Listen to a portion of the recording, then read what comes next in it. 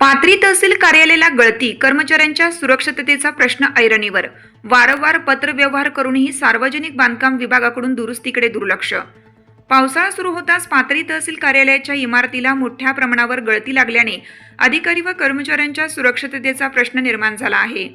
तहसील कार्यालयातील महसूल व आस्थापना विभागासह विशेषतः महसूल 2चे नायब तहसीलदार यांच्या केबिनमध्ये छतामधून पाणी गळत असून अनेक ठिकाणी छत ओले झाल्याने कर्मचारी जीव मुठीत धरून काम करत आहेत.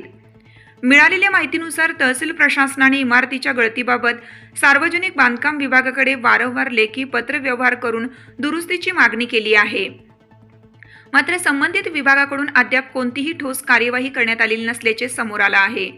तहसील कार्यालयातील अधिकाऱ्यांनी दिलेल्या माहितीनुसार सार्वजनिक बांधकाम विभागाचे अधिकारी व कर्मचारी घटनास्थळी येऊन पाहणी करून गेले, मात्र त्यानंतर प्रत्यक्ष दुरुस्तीचे काम सुरू करण्यात आलं नाही. त्यामुळे प्रत्येक पावसात कार्यालयातील विविध विभागांमध्ये पाणी साचण्याची समस्या कायम आहे.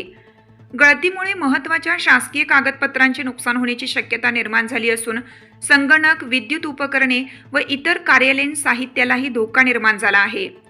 छतावरील प्लास्टर कोसळण्याची भीती असल्याने कर्मचारी सतत धास्तावलेल्या अवस्थेत काम करत असल्याचे सांगितले जाते. तहसील कार्यालयात दररोज शेकडो नागरिक विविध शासकीय कामांसाठी येत असतात. अशा परिस्थितीत इमारतीची दुरावस्था नागरिकांच्या सुरक्षिततेच्या दृष्टीने गंभीर बाब मानली जात आहे.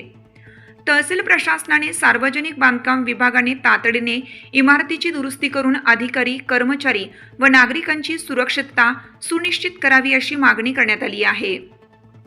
आता संबंधित विभाग या गंभीर प्रश्नांची कितपत दखल घेते याकडे सर्वांचं लक्ष लागलं आहे.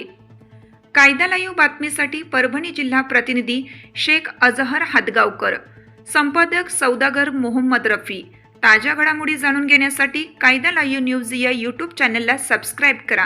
बेल आयकॉनवर क्लिक करा. लाईक, कमेंट, शेअर करायला विसरू नका.